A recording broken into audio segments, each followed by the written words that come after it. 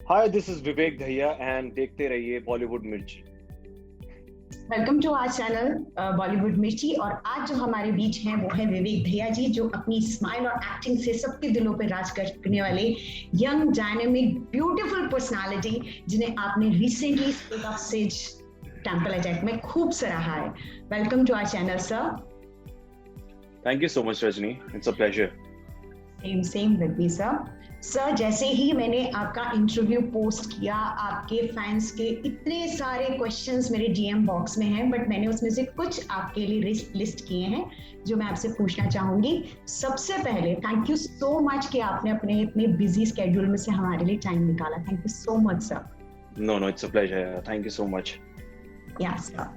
Sir, मेरा सबसे पहला क्वेश्चन, मुझे पता है आप इसका आंसर देते देते काफी थक चुके होंगे, क्योंकि 2 साल से ये सब जी लगातार चलता आ रहा है। कोविड ने सबकी लाइफ में एक डिफरेंट इम्पैक्ट डाला है, डेफिनेटली आपकी लाइफ में भी डाला होगा। तो मैं ये जानना चाहती हूँ कि आपकी लाइफ में कोविड ने पर्सनल और प्रोफेशनल लाइफ में क्या इम्पैक्ट डाला है और आपने उसके साथ कैसे डील किया है? Actually Covid has been a great teacher.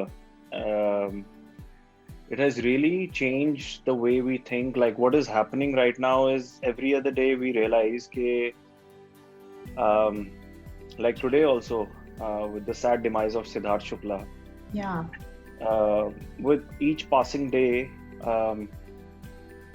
or perhaps how to say कि हमारे जो acquaintances हैं, friends हैं, family है, every now and again हम लोग देख रहे हैं कि कोई ना कोई हमें छोड़ के जा रहा है। Yes sir. So it's very sad state of affair, but मुझे लगता है कि हमने एक चीज जरूर सीखी है, वो ये कि पास्ट और फ्यूचर में रहने से कोई मतलब नहीं है, इससे कुछ नहीं होने वाला है। आप आज क्या कर रहे हैं अपने वक्त के साथ, वो सबसे ज्यादा मायने रखता है।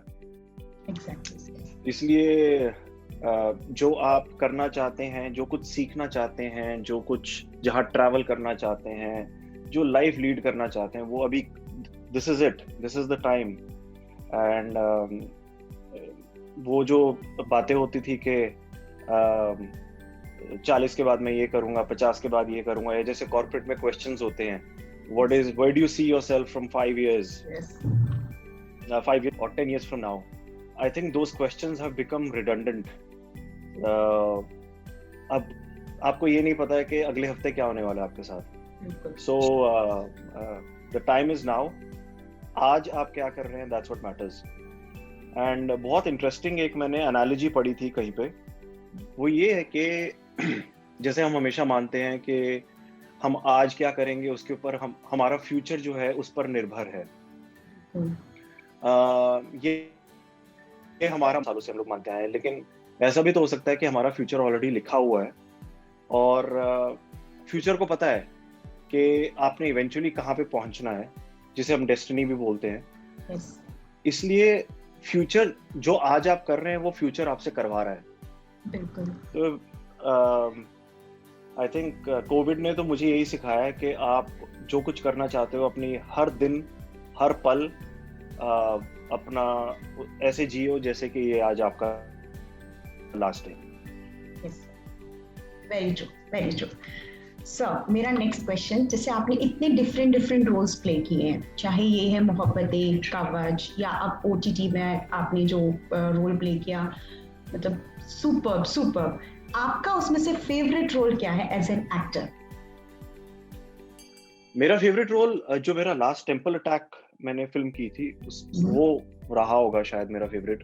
हाँ, I think in terms of work, that is in terms of quantity, I feel के जो कयामत की रात है उसमें मुझे काफी कुछ करने को मिला था। वो टीवी शो है, और टीवी शो आप जानते हैं कि एक एक्टर जो एक लीड एक्टर होता है वो सब कुछ बन जाता है एक शो में। वो सुपर हीरो भी बन जाता है, वो कॉमेडी भी करता है, ड्रामा भी होता है, इमोशंस होते हैं, एक्शन होता है, सब कुछ होता है। वो सुपर नेचुरल बेस्ड शो था। सो वहाँ पे इन टर्म्स ऑफ क्वांटिटी मुझे बहुत कुछ करने को मिला और बहुत सीखने को मिला। बिकॉज टीवी में आप ऑलमोस्ट 365 में से 320-330 दिन शूट कर रहे होते हैं, तो आप टेक्निकली बहुत साउंड हो जाते हैं, आप सीखते बहुत है टीवी से. सो ऑफ कोर्स कयामत का जो मेरा वो स्टंट था, that was very good, but in terms of quality जो बहुत ही कम, very few scenes, but those scenes were impactful, Yes. Made a difference in my personal as well as professional life. क्योंकि स्टेट ऑफ सीज एक ऐसी film है जिससे I think हर कोई पेट्रियोटिक फिल्म है, एंड रियल इमोशंस इवोक होते हैं, रियल इंसिडेंट के ऊपर बेस्ड था, तो सब लोग देखना चाहते थे. इनफैक्ट मुझे बहुत लोगों ने मैसेज किया कि वो फिल्म उन्होंने देखी क्योंकि वो जानना चाहते थे कि अक्षरधाम टेम्पल में क्या हुआ था. Exactly. जी, so of course that was also one of my favourites. Yes, sir. मेरा नेक्स्ट क्वेश्चन है, जैसे अब आप OTT प्लेटफॉर्म पे आए हैं, तो क्या आपको सच में लगता है कि क्या आपका बिलीव है कि OTT प्लेटफॉर्म ने एंटरटेनमेंट का एक गेम चेंज कर दिया है? Is it true? OTT platform, of course, I feel that is going to change the whole game. It already has begun. Yes. And not just the content that we see, not just the fiction content, but non-fiction also. And this whole new wave of you, I was just discussing it with somebody, with a friend of mine yesterday, that you know, जैसे कि film reviews होते थे पहले, बहुत ही limited लोग review करते थे, और वो you know, sometimes you would also feel, you would get a feeling that this review is not really an honest review. Those could be, you know, I wouldn't want to say, but they won't be the most honest reviews, you know. Mm-hmm. Candid, most honest, blunt. Everyone wanted to be politically correct and obviously to maintain relations. But today, with this whole new surge of YouTubers, reviews have become brutally honest. Yes. And जब आप गलत काम, खराब काम करते हो, whether it's the content that you create or whether it's one that you're acting in, वो you can't fool them. Yes. You can't fool these people. So जो सब कुछ सामने है, सब कुछ ट्रांसपेरेंट है. अगर आपने अच्छा काम किया है तो भी उसे सराहा जाएगा, और अगर आपने खराब काम किया है तो उसको गाली भी पड़ेगी. सो ये एक बहुत अच्छा वक्त है कंटेंट क्रिएटर्स के लिए, because now I think people wouldn't want to create content just for the money business. I mean वो भी हो, जो एक आर्ट जिसे बोलते हैं ना, film making is an art, तो वो आर्ट कहीं ना कहीं जो खो गया था हमारे बॉलीवुड से, and everyone was you know driven towards a commercially successful project. Now I think people will be drawn towards good cinema. You know, creators will be drawn towards, writers will be empowered, and creators will have to create something, because now हमारा जो OTT platform है, we are no longer competing with you know, our domestic filmmakers. We are competing at an international level. आपका Netflix का जो content है वो दुनिया भर में देखा जाएगा, तो अगर आप अच्छा बनाते हैं तो आपको एक्सपोजर देखिए कितना बड़ा मिल रहा है. बिल्कुल. So I think this is the golden era of content creation. मेरा नेक्स्ट क्वेश्चन इससे कनेक्टेड ही था कि जब आप अपनी कोई परफॉर्मेंस देते हैं तो उसमें नेगेटिव पॉजिटिव दोनों रिव्यूज आते हैं. जब आपके लिए कोई नेगेटिव रिव्यू आता है तो आपका रिएक्शन उसके लिए क्या होता है, या आप उस रिएक्शन को कैसे रिसीव करते हैं, या उस पर कैसे रिएक्ट करते हैं? वो डिपेंड करता है कि नेगेटिव रिव्यू देने वाला है कौन. कई बार they are just biased people towards a fellow actor, or they feel that they don't, you know, they have their own reasons of not liking your performance. Sometimes it's a valid constructive criticism जिसे हम बोलते हैं. तो I think her actor को, at least मुझे पता रहता है कि मैंने कैसा काम किया है, और जो आसपास वाले हमारे जो एक क्वेश्चनिंग होती है ना, जैसे जो हमारी फैमिली है, मेरी वाइफ है, उनसे मुझे पता चल जाता है कि मैं किस चीज़ में इम्प्रूव कर, इनफैक्ट वो तो बहुत बाद की बात है, जब मैं शॉट देता हूँ, शॉट देने के बाद if I have gone home dissatisfied, then I know that I could have done better. So उसी टाइम मुझे पता चल जाता है, but it's too late to go back to it now. But luckily जो अभी लास्ट फिल्म की थी उसमें ऐसा कुछ नेगेटिव आया नहीं, जो कुछ भी आया वो पॉजिटिव आया, टचवुड. और कोशिश यही रहती है हर एक्टर की, आई थिंक कोशिश तो यही रहती है, कोई भी ऐसा गंदा काम नहीं करना चाहता, कोई भी ये नहीं सोच के जाता कि आज मैं बहुत ओवर एक्टिंग करूंगा या मैं आज मैं इमोशंस बिल्कुल भी रियल नहीं दिखा. सबका अपना अपना एक सीमा होती है, एक लिमिट होती है, एक रेंज होती है हर एक्टर की. तो उस रेंज को ऑब्वियसली सब लोग ज्यादा एक्सप्लोर करना चाहते हैं, और आइडिया यही होता है कि क्रिटिसिज्म होती है, अगर अच्छी क्रिटिसिज्म होती है तो उसे अच्छे से लिया जाए और इम्प्रूव किया जाए, और जो नहीं वैलिड उसे इग्नोर किया जाए और उसको अपने दिमाग पे हावी ना होने देना. ओके सर, मेरा नेक्स्ट क्वेश्चन, ये एंटरटेनमेंट की दुनिया सब कहते हैं और ऐसा मैंने भी ऑब्जर्व किया है कि बहुत ज्यादा प्रेशर फील्ड है और इसमें ना मतलब स्ट्रेस बहुत ज्यादा होता है. तो आप ऐसे सिचुएशंस में, अलग अलग तरह की सिचुएशंस में आप इस प्रेशर को कैसे डील करते हैं? मैं कैसे डील करता हूँ? मैं मेडिटेट करता हूँ.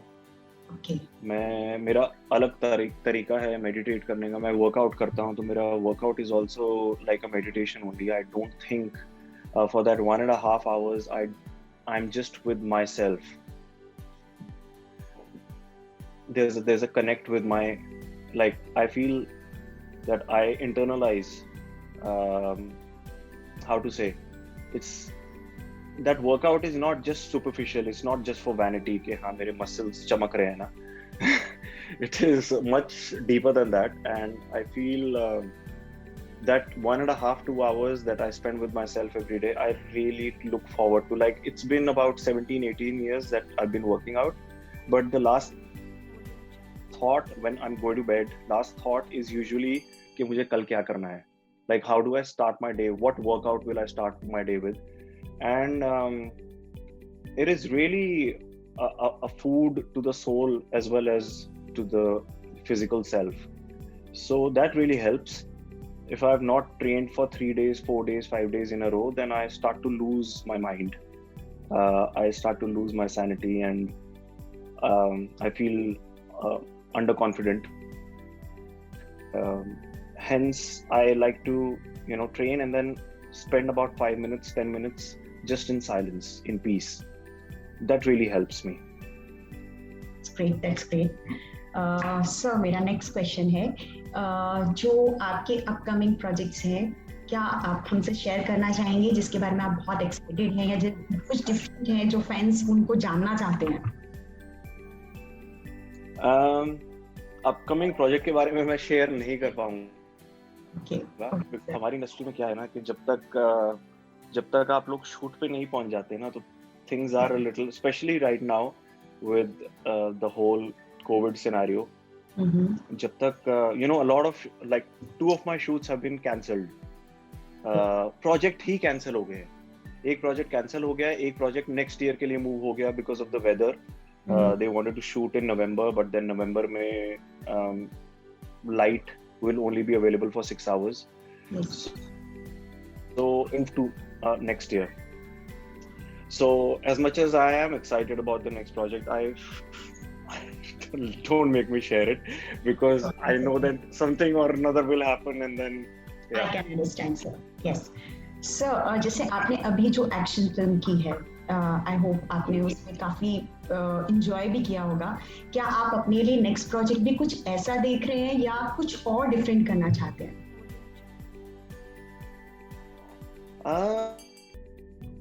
It is something that I've always craved to do. जिस तरह का एक्शन मैं चाहता हूँ, इस फिल्म में, लास्ट फिल्म में मैंने वैसा एक्शन नहीं किया है. I mean, this is all like, with your weapons, with your guns. I'm talking about, when I talk about action, I like to watch, and I would love to do an action film that involves hand-to-hand combat. that Like involves martial kicks, arts. like martial arts, you know, like chase sequence chases, bike chases, or simply just running, run chase, you know. So all of that I get very excited to do some. एक तो ऐसी scripts आई थी, but then unfortunately story also matters a lot, not just the action sequence. So I'm looking forward to do something like that, as well as I am open to explore other territories like romance. I feel कि हमारी country में अभी romantic films बनना बहुत कम हो गई हैं. काफी कम हो गई है. बहुत कम हो गई है, राइट, यू नो.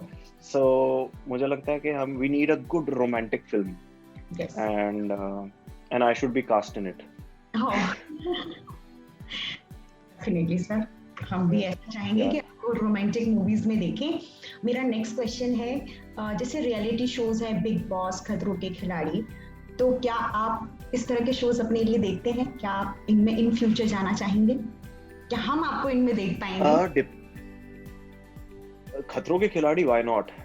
खतरों के खिलाड़ी is something that I'd love to do, but Big Boss no. झलक दिखला जा बंद हो गया, otherwise you would have definitely seen me in झलक दिखला जा right after Nach Bali also. We were discussing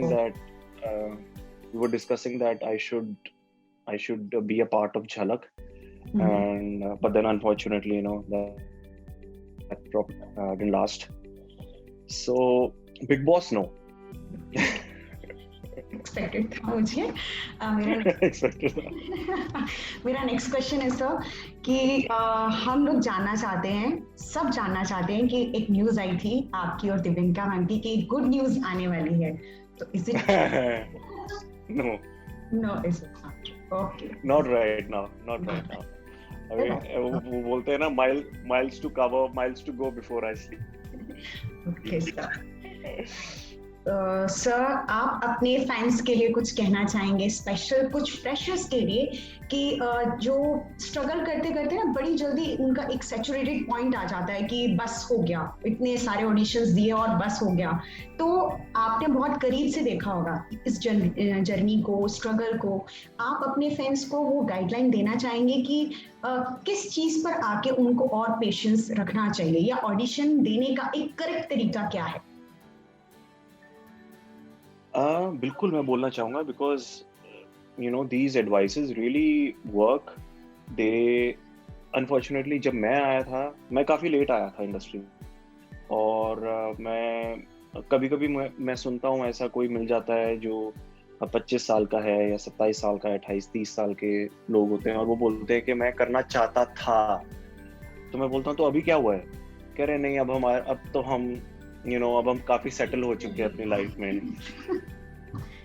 actually ऐसे ज्ञान बांटने में ना मुझे अच्छा नहीं लगता है, लेकिन ऐसे अनफॉर्चुनेटली ऐसे सिनेरियोज हो जाते हैं जहाँ पे मुझे ना आई फील कंपेल्ड कि मैं उनको बताऊं कि भाई मैं भी 31 की एज में था, और मैं जब बॉम्बे आया, and I also didn't think, but if it's meant to be, like I said, कि future knows what you're going to be doing in your present.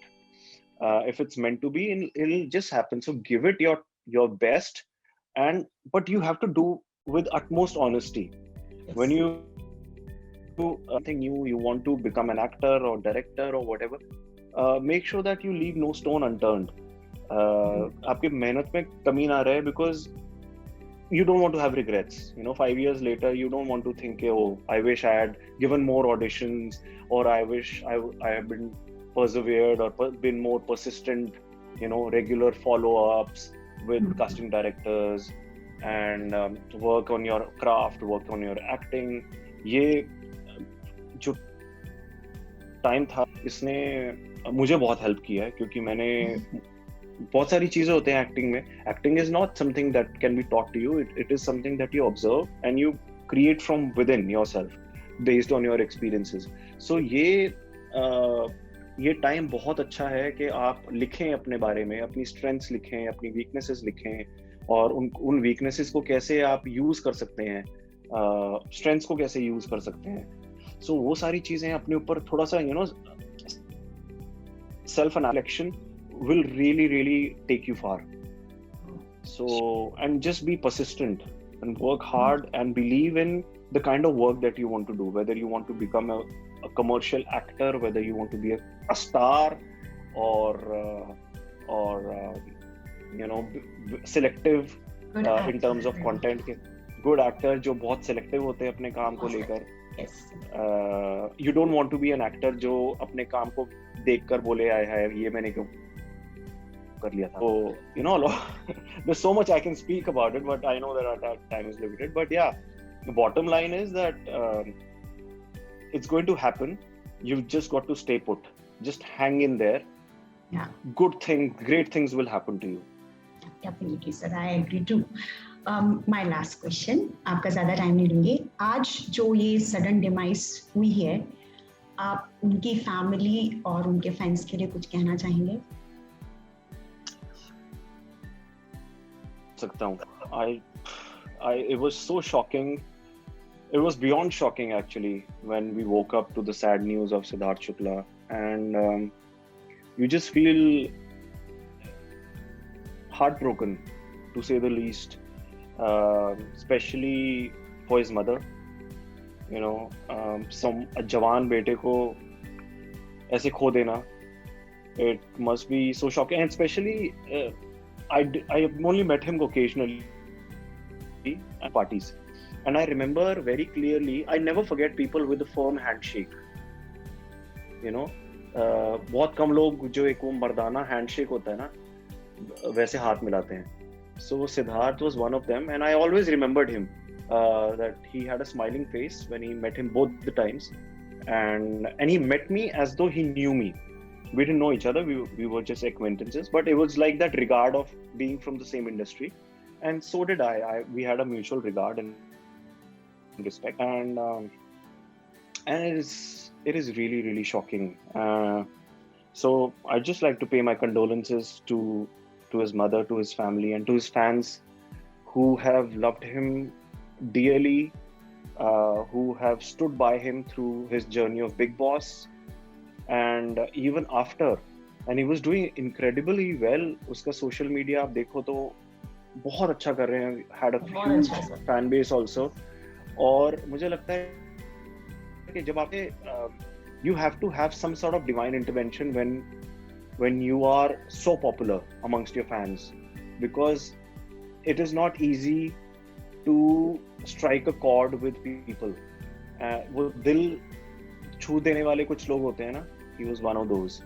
Yes. And yeah, feel extremely saddened. Terrible loss. Terrible loss. Thank you so much, sir.